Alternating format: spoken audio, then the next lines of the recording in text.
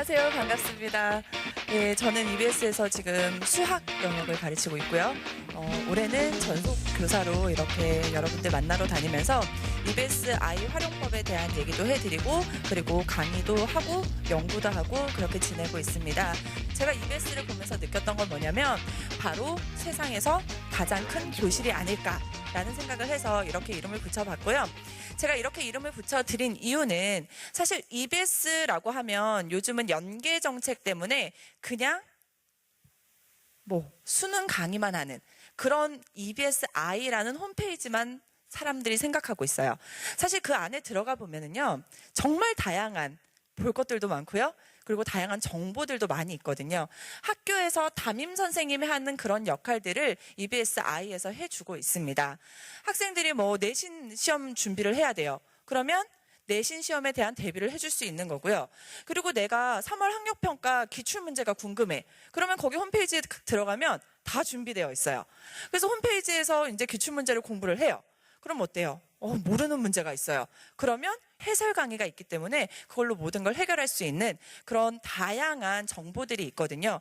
그냥 단지 수능 공부만을 도와주는 그런 홈페이지가 존재한다라고 생각하지 마시고요. 여러 가지 여러분이 원하는 것이라면 찾아보면 거의 다 들어있습니다. 그러니까 언제든지 정말 교실처럼 이용해 주셨으면 좋겠고, 이것뿐만이 아니라 아까 진로나 진학에 대한 이런 강의도 하셨지만 그런 입시에 대한 다양한 질문이 있으면 거기다 올리면 거기서 또 다 대답도 해줘요. 논술도 마찬가지입니다. 그래서 정말 필요한 것이 있다면 학생들이 원하는 것은 거의 다 담고 있다라고 생각하시고 그런 것을 자유롭게 이용하시면 좋을 것 같아요. 물론 공짜입니다. 그죠? 저는 사실 수능 강의를 하고 있긴 하지만 학생들이 그래요. 내신도 중요하고 학생부도 중요하고 논술도 중요하고 이것저것 정말 다양한 것들을 준비해야 되지만 마지막에 사실은 당락을 좌우하는 것은 수능이기 때문에 저는 오늘은 수능에 조금 더 포커스를 맞춰서 어떤 식으로 공부를 하는 것이 좋을지 그런 것들에 대한 얘기를 좀 해드릴 거고요. 수능 공부를 할 때 사실은 지금 이렇게 입시 설명회를 다니시는 분들은 아마도 예비 고3, 그죠? 그리고 고2 학생들, 예비 고2 학생들, 이런 학생들일 거예요. 그 학생들이 수능을 공부하는 것이 어떻게 하면 좋은지에 대한 것을 사실 잘 몰라요. 그래서 수능에 포커스를 맞춰서 특히나 국어, 수학, 영어 어떻게 공부해야 되는지를 알려드리고 그때 어떤 강의에서 도움을 받는 것이 좋은지 그리고 어떤 것을 공부하는 것이 좋을지를 알려드리도록 하겠습니다. 사실은요, 저도 정말 공부를 많이 해요. 저는 수학만 가르치잖아요. 그런데 사실 저도 학교에서 담임이잖아요. 그렇죠? 그래서 학생들이 저한테 많이 물어보거든요. 선생님 다른 과목은 어떻게 공부하나요? 그래서 저도 EBS에 계시는 다른 분들, 다른 선생님들이랑 정말 많은 얘기를 하고 또 같이 탐구하고 학생들한테 이렇게 해봐라 저렇게 해봐라 라고 해서 만들어 놓은 결과라고 생각하시면 될 것 같아요. 우선 국어도요, 사실 학생들이 가장 접근하기 편한 과목이 국어거든요. 그런데 실제로 작년 수능 결과를 보면 당락을 좌우한 과목이 뭐였을까요? 국어였어요. 수학이 아니었습니다. 사실 작년에는요, 조금 특이한 케이스라는 얘기를 참 많이 했어요. 그래서 국어 시험이 살짝 어렵게 출제되었었습니다. 그런데 제가 선생님들한테 정말 많이 물어봤어요. 그럼 어렵게 출제됐는데 얼마나 어렵게 출제되었냐? 사실은 그리 어렵게 출제되지는 않았지만 학생들이 생소했기 때문에 굉장히 어렵게 느껴졌고 그게 더 크게 느껴졌다라는 얘기를 해요. 그러면 어떻게 공부하는 것이 좋으냐라고 물어봤죠? 개념이 중요하대요.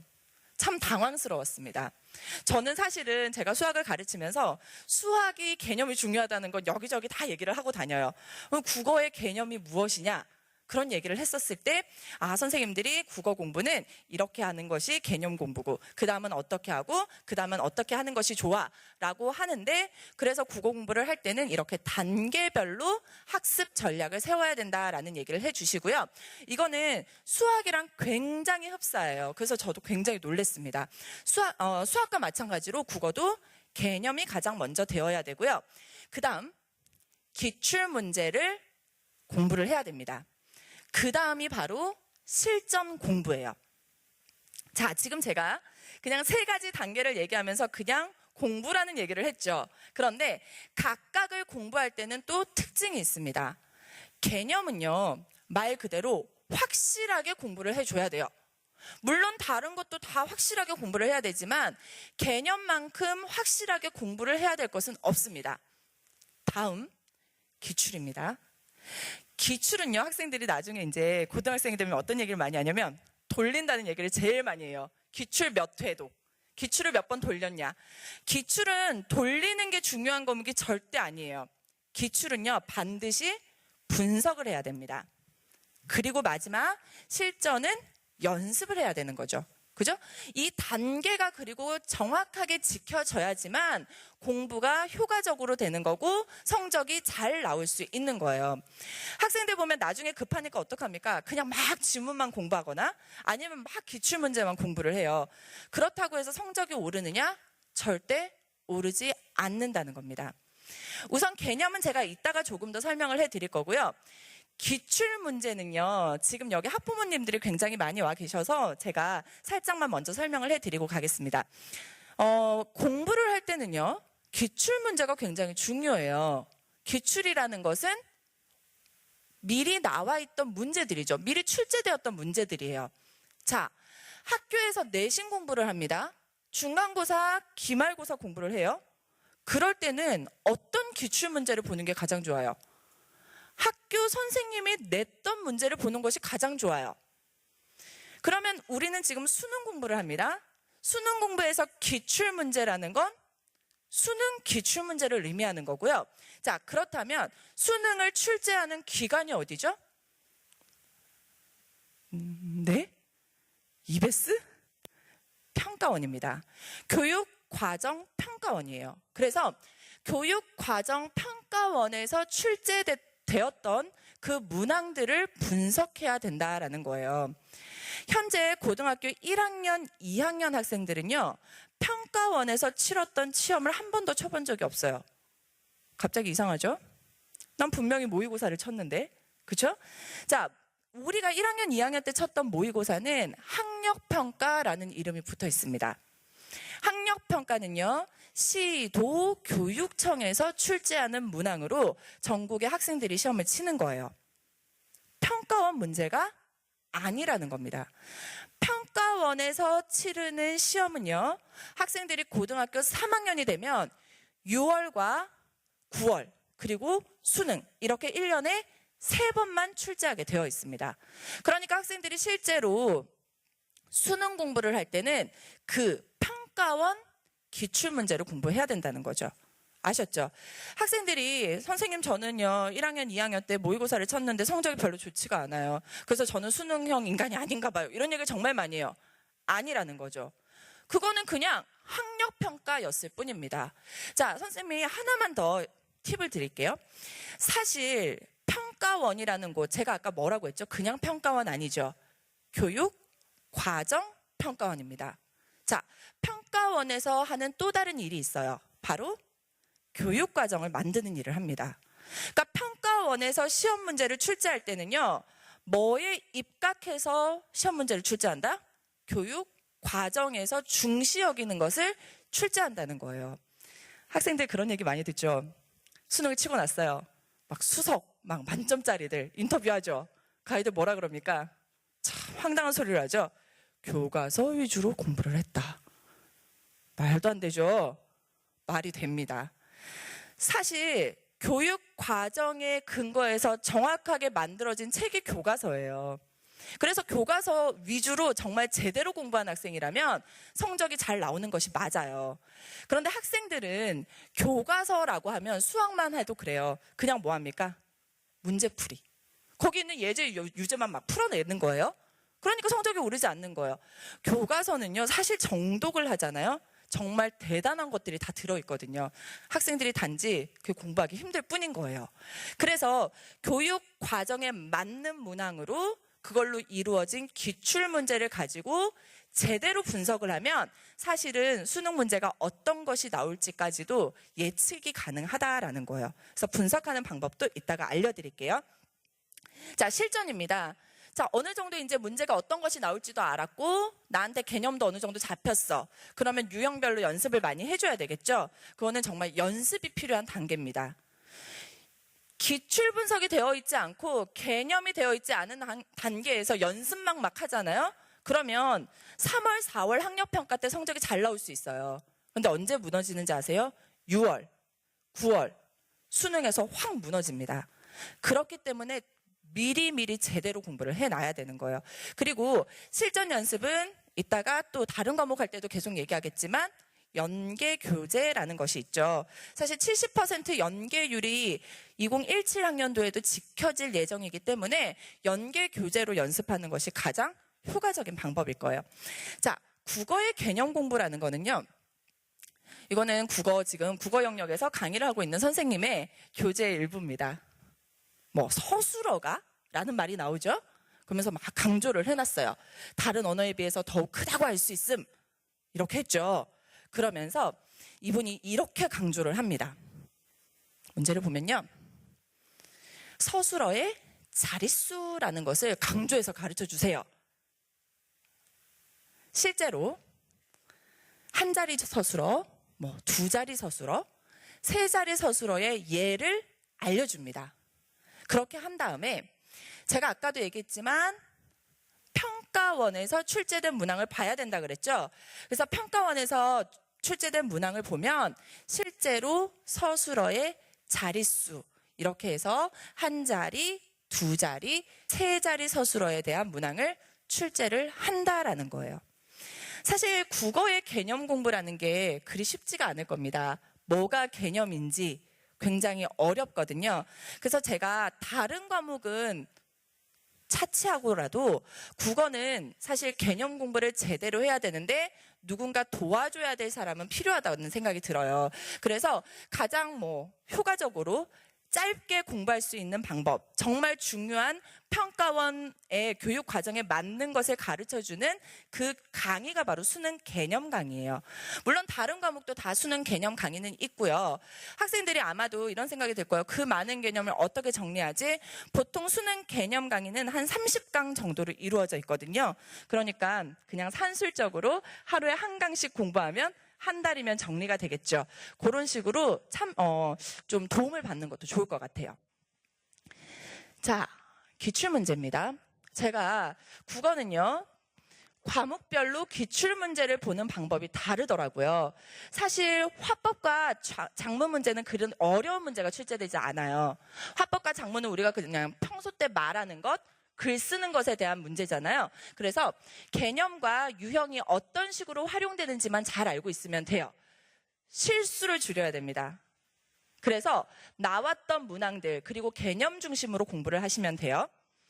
문법은요. 수학에서의 약간 공식과 비슷한 것 같아요. 그래서 개념을 제대로 알고 이 개념을 어떻게 묻는지 마찬가지겠죠. 기출문제로 확인을 하셔야 돼요. 어떤 문법을, 어떤 개념을 어떻게 발문하는지를 공부를 해야 된다는 거예요. 자, 학생들이 이제 가장 많이 공부하는 과목이 바로 독서랑 문학이에요. 독서라고 얘기하면 보통 이렇게 비문학 지문을 얘기하죠. 과학이나 그런 문항들.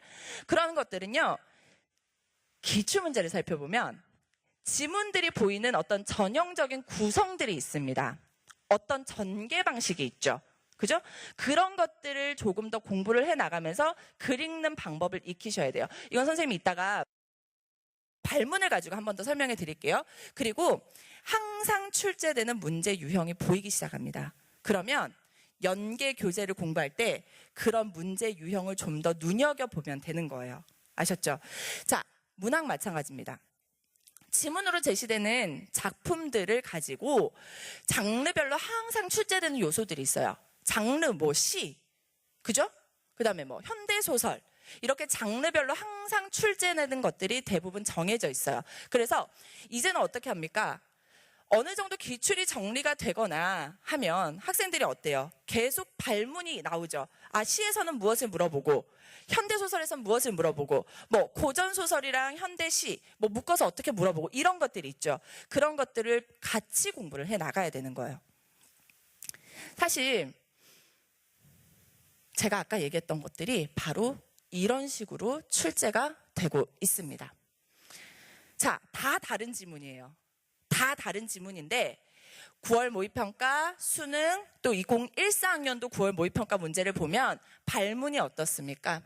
서술상의 특징을 물어보죠. 그 다음 그 안에 있는 보기들을 봐도 어때요? 장면의 빈번한 전환, 그리고 긴장감, 긴박한 분위기, 이런 것들을 자주 물어본다는 거예요. 그러니까 학생들도 마찬가지입니다. 지문을 보면 이 글이 서술상 어떤 특징을 갖고 있는지, 또는 어떤 장면이 빈번하게 전환되는지, 이런 것들을 공부를 할 필요가 있다라는 거예요. 무슨 말인지 아시겠죠? 그래서 기출이 중요하고 개념이 중요한 거예요. 개념이 없으면 기출문제에서 어떤 것이 계속 같이 나오는지를 몰라요. 그렇죠? 그리고 기출문제가 제대로 공부가 안 되어 있으면 이게 나와도 또 나왔는지 처음인지 알 수가 없다는 거예요. 아셨죠? 실전입니다. 연계교재에 플러스 알파라고 제가 붙여놨는데요. 사실 지금은요, 시간이 좀 있습니다. 그렇죠? 그래서 연계교재를 공부하는 것이 가장 효과적이에요. 수능 특강, 수능 완성, 인터넷 수능.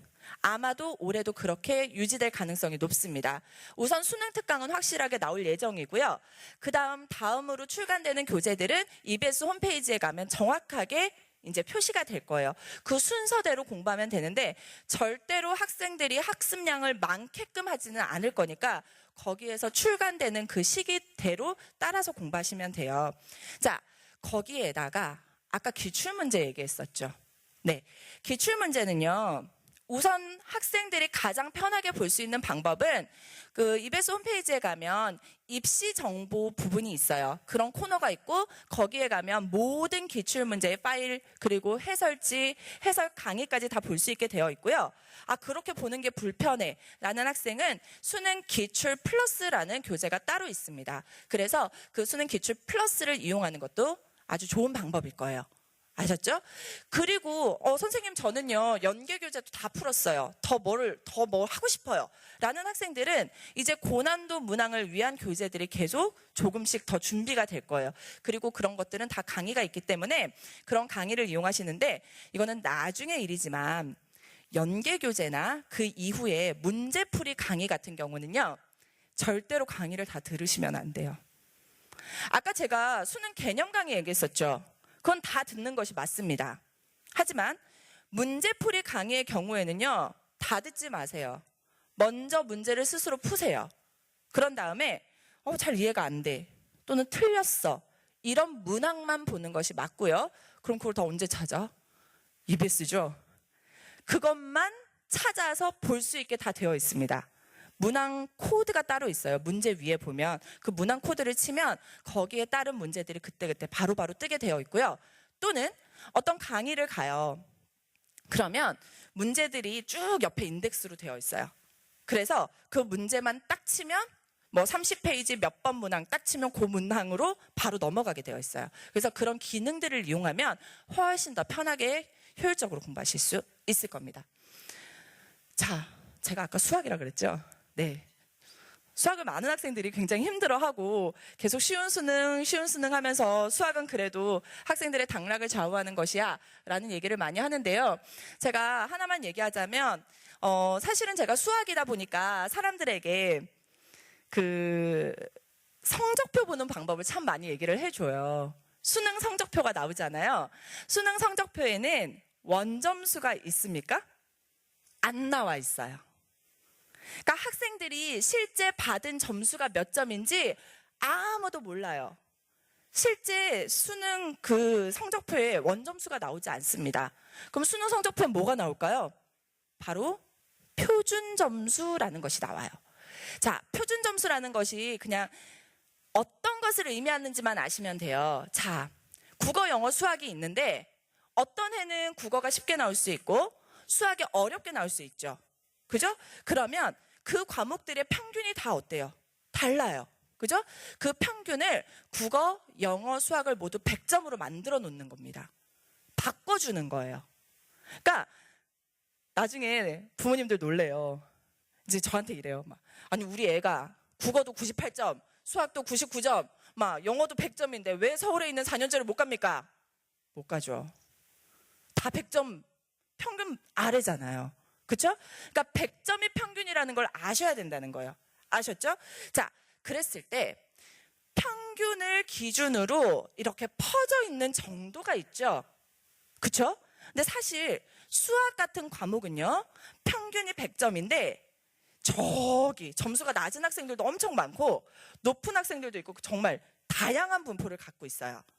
그런데 국어나 영어 같은 경우는 어때요? 평균에 막 많이 모여있는 모양을 갖고 있단 말이에요. 그래서 국어 100점과 수학 100점, 원점수 100점이라도 표준 점수를 받으면 수학이 훨씬 더 표준 점수가 높게 나옵니다. 무슨 말인지 아시겠죠? 자, 국어랑 수학이 똑같이 원점수가 70점인데 실제 성적표를 받으면 표준 점수가 다르다는 거예요. 그런데 그 표준 점수가 가장 높은 과목이 대대로 무슨 과목이었게요? 수학이었다는 거죠. 그러니까 작년만 독특하게 국어 B형이 표준 점수가 높았어요. 그런데 대대로, 그래서 수학이 자꾸 어떤 얘기합니까? 당락을 좌우한다라는 얘기를 하는 겁니다. 그래서 거꾸로 얘기하면 수학을 포기하면 갈 대학이 확 줄어들고요. 또 거꾸로 얘기해 드릴까요? 공부를 조금만 하잖아요. 표준 점수가 확 올라가는 과목도 수학입니다. 왜? 받쳐주는 친구들이 정말 많아요. 천사 같은 친구들이.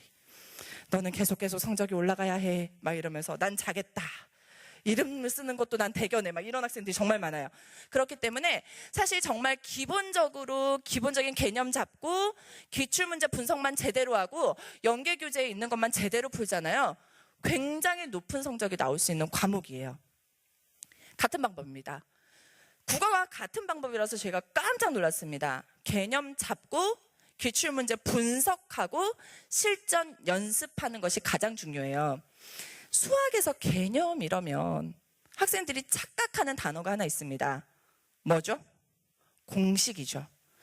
개념과 공식은 절대 다릅니다. 학생들이 두 점 사이의 거리 하는 순간 말이 끝나자마자 막 동시에 루트 x1 빼기 x2의 제곱 플러스 y1 빼기 y2의 제곱 막 이래요.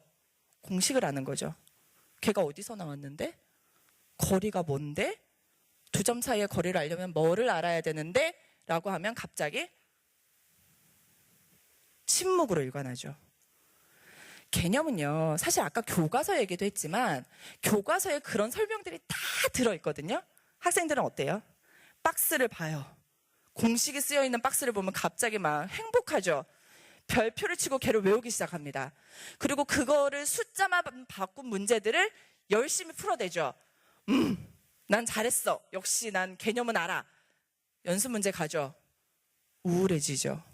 역시 수학이랑 맞지 않는군. 이렇게 되는 건데 사실 힘들더라도 그 앞부분에 있는 내용들을 내 것으로 만드는 것이 훨씬 더 중요한 거예요.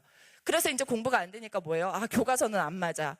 친구들 보니까 개념서를 공부하던데 그러면서 막 개념서를 사죠. 뭐 정땡, 뭐 개념 땡땡 막 이런 걸 막 삽니다. 그런 다음에 어떻게 합니까? 또 똑같은 방법으로 공부해요. 박스 보이면 별표 치고 외우고 문제 풀고 연습 문제 갔더니 안 돼. 그럼 이제 저한테 질문을 하기 시작합니다. 선생님, 전 문제 푸는 방법을 잘 모르는 것 같아요. 유형별로 공부할 수 있는 문제집을 추천해 주세요. 친구를 봤더니 이제 막 힘센 문제집 풀고 있습니다. 그 문제집을 열심히 사가지고 또 푸는데 안 되죠. 왜? 진짜 해야 될 걸 안 했기 때문입니다. 그리고 제가 지금 이런 얘기를 해드리는 이유는 바로 기출 분석까지도 함께 가는 겁니다. 수능 공부를 하는데 힘센 문제집이 웬 말입니까? 그건 그냥 내신용 문제집이에요. 무슨 말인지 아시겠죠? 개념서는 굉장히 좋은 교재입니다. 그런데 이따가 얘기하겠지만 지금 수학이요. 문과, 이과 하면 3과목씩이에요. 각각 3과목. 그러면 그 개념서만 생각해도 굉장히 두꺼운데 3권씩 공부를 해야 돼요. 지금 1학년 학생이거나 그러면 개념서를 제대로 공부하는 것이 가장 좋아요. 스스로 공부하는 것이. 그런데 이제 얼마 남지 않은 개념을 정말 이제 급하게 공부해야 되는 학생들이라면 수능 개념 강의를 도움을 받는 것이 훨씬 더 효과적이라는 거죠. 아셨죠? 그래서 그런 것을 기억하시고요. 기출도 마찬가지. 우리가 수능을 대비하고 있는데 수능과 관련 없는 문제집을 푸는 거는 물론 조금의 도움은 되겠죠? 하지만 큰 효과를 발휘하지 못하겠죠. 그러니까 기출 역시도 기출 문제를 먼저 공부를 해야 된다는 거예요. 아셨죠? 그리고 실전 연습은 수능 특강, 수능 완성, 연계 교재로 하는 것이 가장 효과적이고요. 수학은 수능 특강, 수능 완성 요렇게만 연계 교재였어요. 지금까지도. 그러니까 그것만 제대로 공부하시면 돼요. 개념 공부하는 거. 머리가 아프시죠? 네. 문과 학생들 중에 가장 어렵게 출제되는 21번 문항입니다. 21번과 30번 문항이 가장 어렵게 출제되는데 객관식 중에 가장 어려운 문항이에요. 이 문항을 보고 개념이 되어 있는 학생이라면 3차 함수 그래프의 개형을 가지고 문제를 풀려고 노력을 하지만 개념이 제대로 되어 있지 않은 학생들은요. 뭐지? 도함수 문제인가?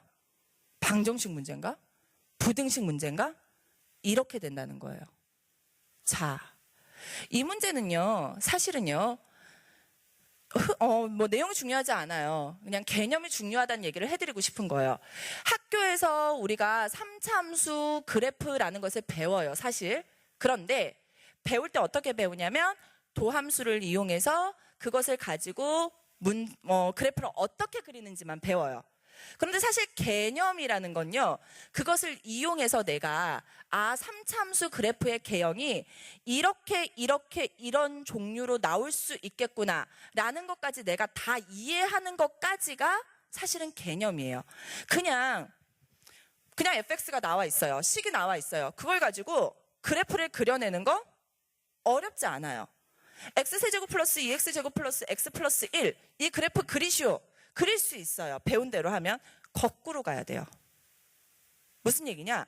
3차 함수 그래프라는 것이 원래 2차 함수에서 만들어지는 거고 그렇다면 2차 함수 그래프는 어떻게 생겼으며 그 2차 함수 그래프의 각각의 모양에 따라서 3차 함수의 그래프의 모양이 어떻게 되는지까지 내가 다 친구들한테 설명할 수 있어야 돼. 그게 개념이라는 거예요. 아셨죠? 그러니까 학생들이 그냥 쉽게 그냥 문제만 푼다고 해서 개념이 쌓이는 건 절대 아닙니다. 그럼 이건 어디서 공부하나요? 사실 개념서에 다 나와 있어요. 학생들 이거 보면 어떻게 해요? 패스. 귀찮거든. 이해하기 힘들거든요. 패스하면 안 된다는 거예요. 그리고 거기 보면 밑에 다 설명되어 있어요. 극대값과 극소값을 모두 가진다. 극값이 존재하지 않는다. 실수 전체에서 증가함수 이런 얘기가 다 나와 있거든요. 이걸 이해해야지만 문제에서 이 세 개 중에 어떤 그래프를 요구하는 문항이라는 걸 파악할 수 있고 그래야 고난도 문항을 맞출 수 있다는 겁니다.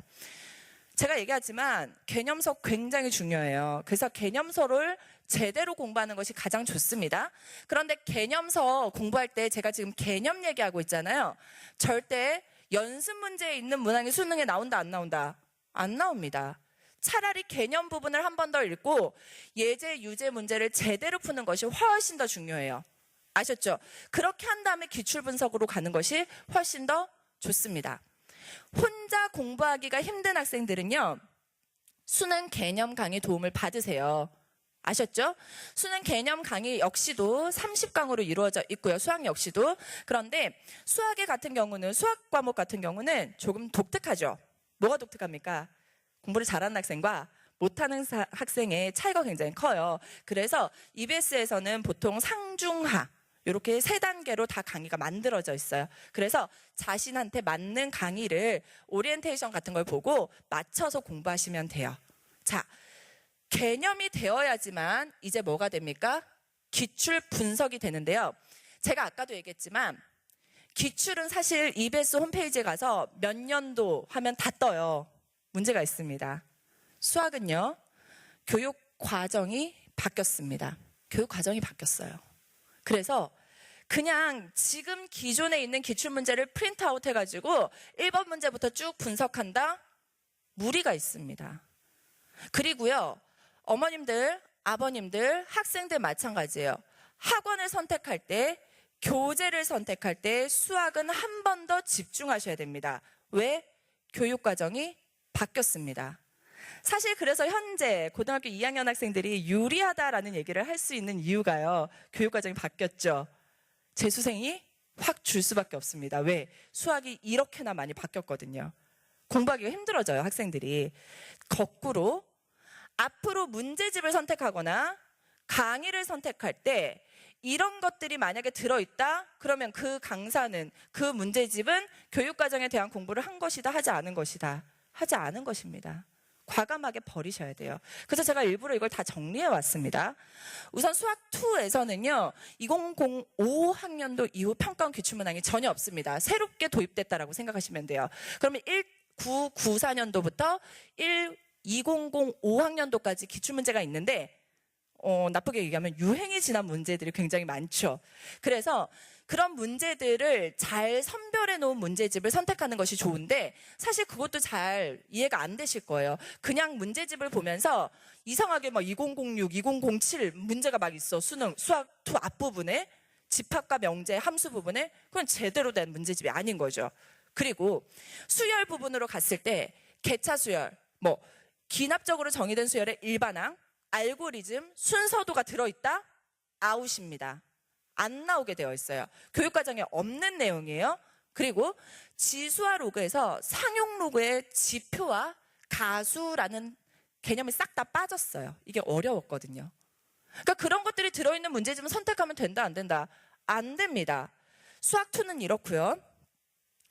미적분 1입니다. 미적분 1에서는요, 용어가 바뀌었거든요. 그래서 원래는 무한 등비급수였다면 지금은 등비급수로 바뀌었고, 무한급수라면 그냥 급수로 바뀌었어요. 이름이 바뀌었다. 무한이라는 말이 들어있어? 공부 안 한 사람입니다. 또 삼각함수를 같이 물어보는 문항은 출제할 수 없습니다. 아셨죠?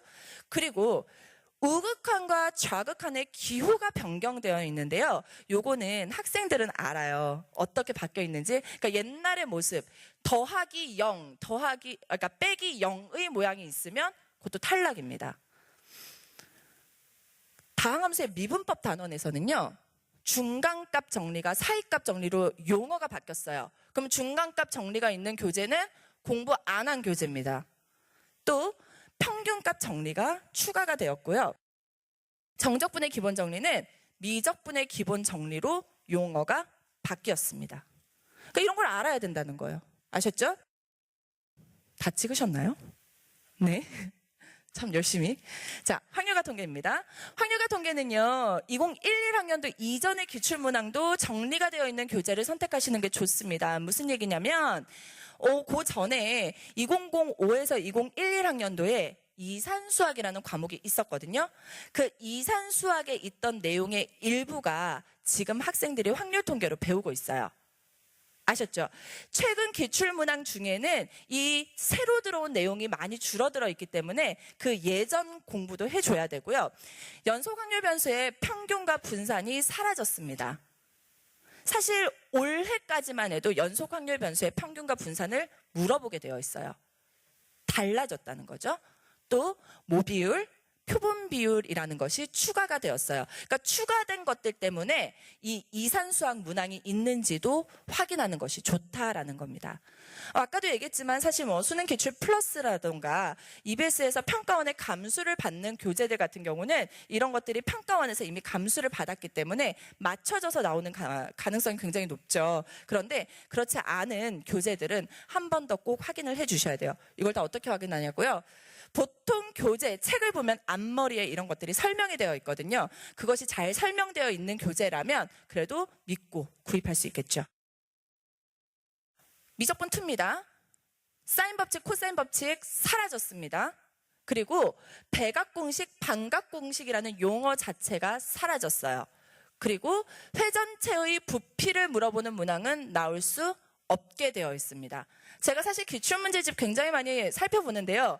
아직도 이런 문항이 실려 있습니다. 다 바꿔줘야 되거든요. 없애거나.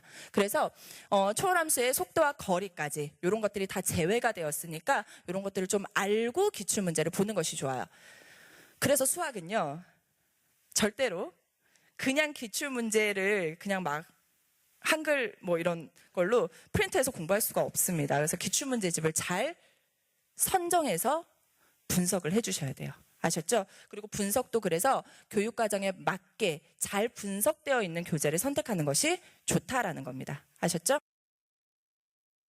사실 기출문제가 수학은 굉장히 중요한 과목이에요. 왜냐하면 수학이라는 과목의 특성이 있잖아요. 그 개념이 굉장히 중요하고 교육과정 평가원이 좋아하는 문항이 따로 있습니다. 지금 문제 두 문항을 제가 보여드리는데요. 번호마저 똑같습니다. 19번, 19번이죠. 하나는 2015학년도 문제고요. 하나는 2014학년도 수능 문제입니다. 모양이 어때요? 똑같아요. 기역, 니은, 디귿까지 거의 흡사한 문제들이 출제되고 있다는 거예요. 그래서 기출 문제를 분석하는 것이 굉장히 중요하고, 그래서 문제를 풀 때 이걸 알고 나면 다른 문제를 풀 때도 교환법칙 되나? 역행렬 존재하나? 이런 것들을 확인할 수 있다는 거예요. 이과 문제 하나 더 보여드릴게요. 굉장히 닮았죠. 타원이 나오고요. 학생들은 그래도 다르다고 우깁니다. 초점이 나오고요. 그래서 사실은 개념 자체가 거의 흡사한 그런 문항들이 똑같은 번호에 점수까지 비슷하게 출제가 되고 있거든요. 그래서 사실은 기출문제가 그래서 중요하다라는 얘기를 계속 하는 겁니다.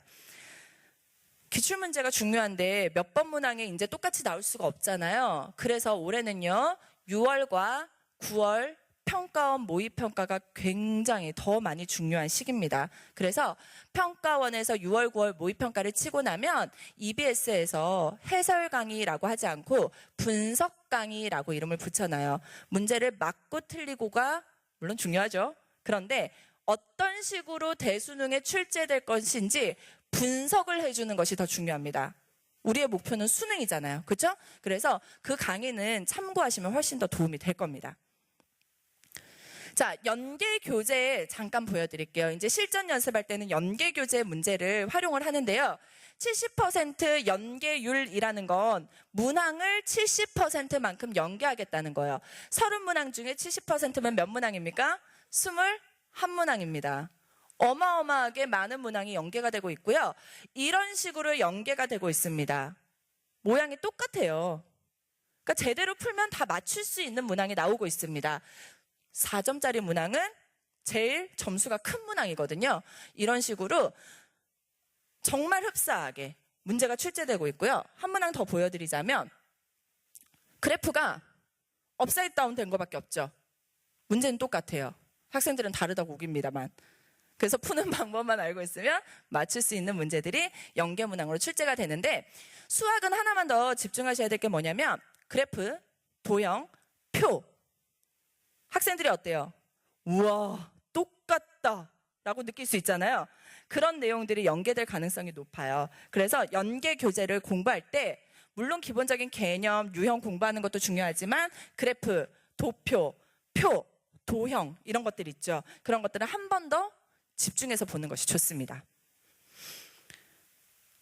영어는요, 단계별이 아니라 파트별입니다. 제가 제일 많이 강조하는 것이 듣기예요.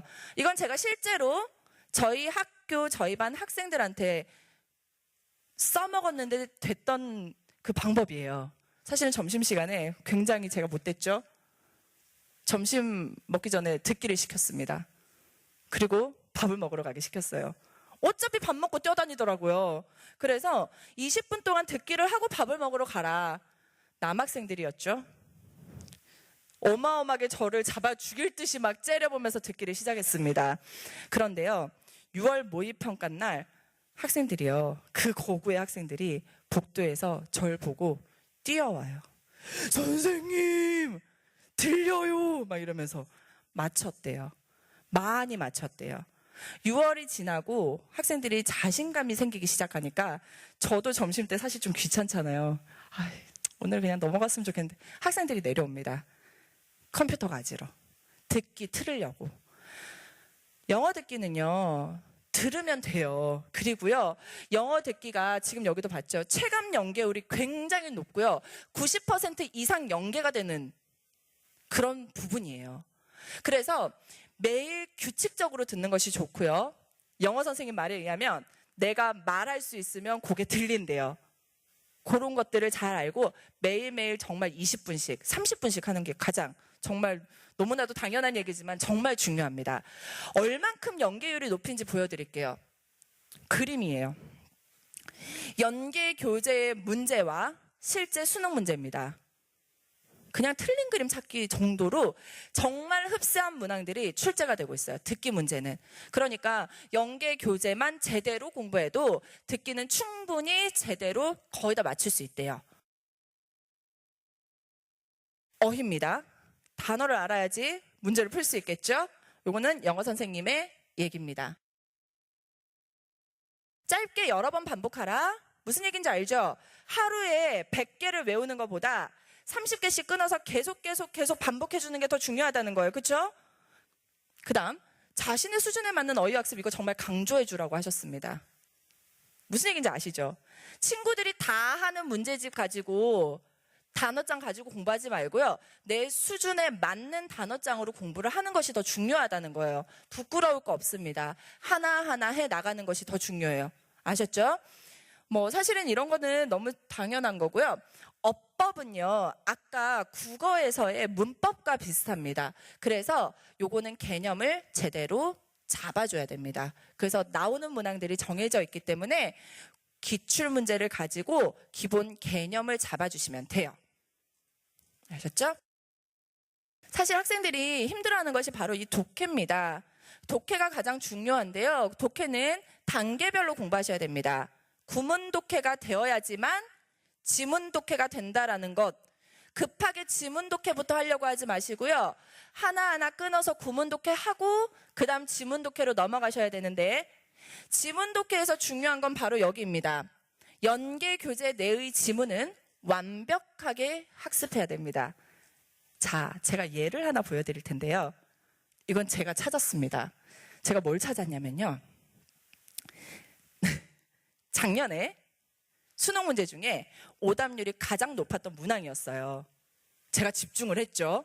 자, 문제가 중요한 건 아니고요. 여기 보면 밑줄이 쭉 있죠. 이 문제는 밑줄에 무엇이 들어갈 것인지 맞추는 문제겠죠.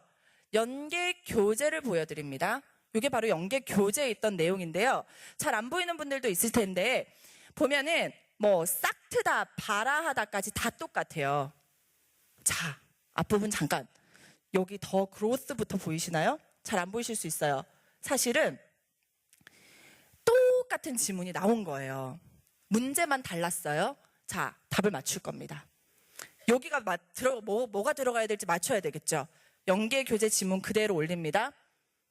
of science 뒤에 있는 내용이 궁금해요. 그렇죠? 그래서 연계 교재에서 of science를 찾았습니다. 뒤에 뭐가 있어요? 정답이 몇 번일까요? 잘 안 보여요. 그죠? 여기 약간 똑같이 그렇죠. 정답이 나옵니다. 5번입니다. 오답률이 가장 높았던 문항이에요. 연계 교재를 외우는 것이 아니고요. 싹트다 바라다 외우는 문제가 아니고요. 그 지문을 통합적으로 이해를 하면 사실 맞출 수 있는 문제라는 거예요.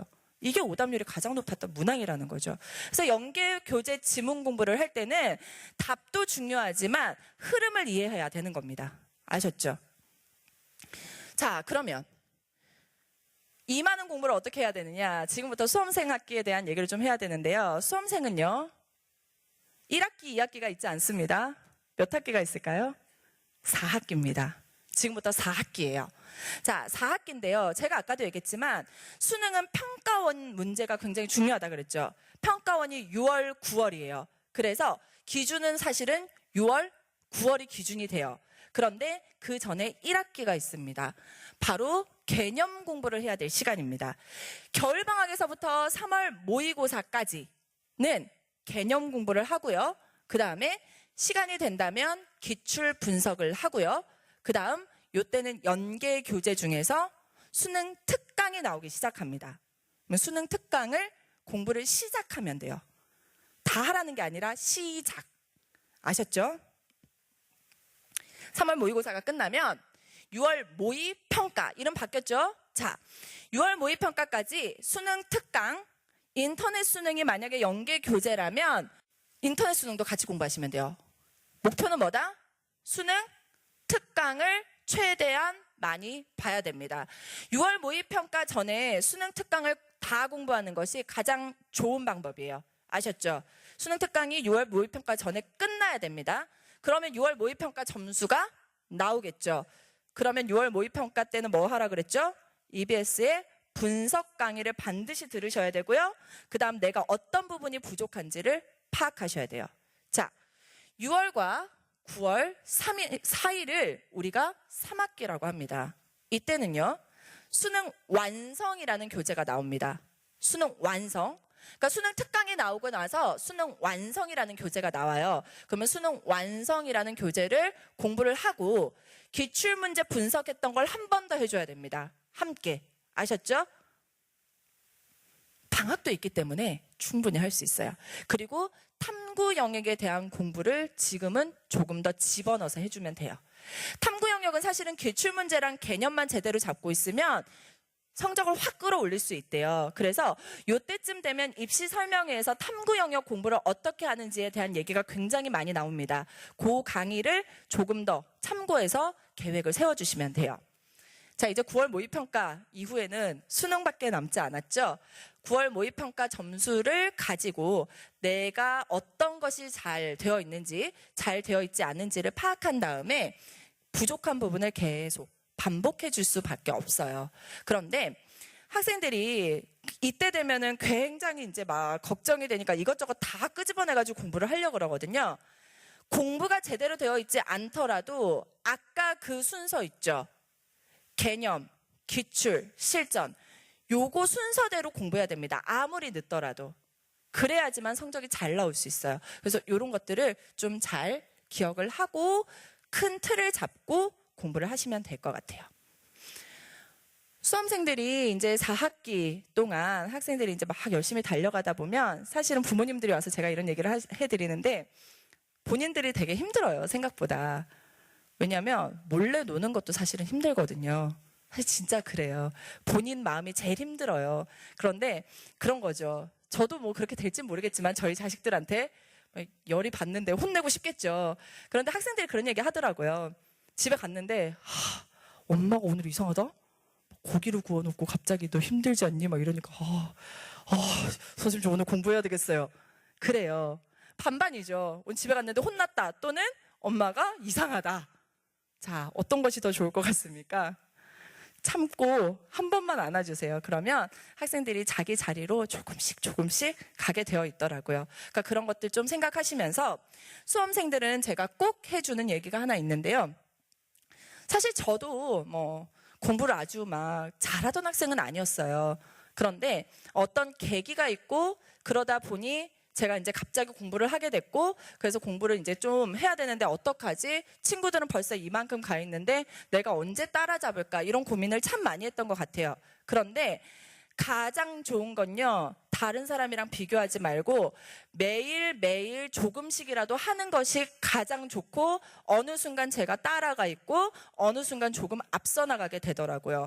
근데 학생들은 굉장히 조급해 하거든요. 그러니까 그렇게 생각하지 말고 꾸준히 매일매일 듣기도 매일매일, 수학도 매일매일, 국어도 매일매일 이렇게 하는 것이 가장 좋다라는 것을 꼭 기억해 주셨으면 좋겠어요.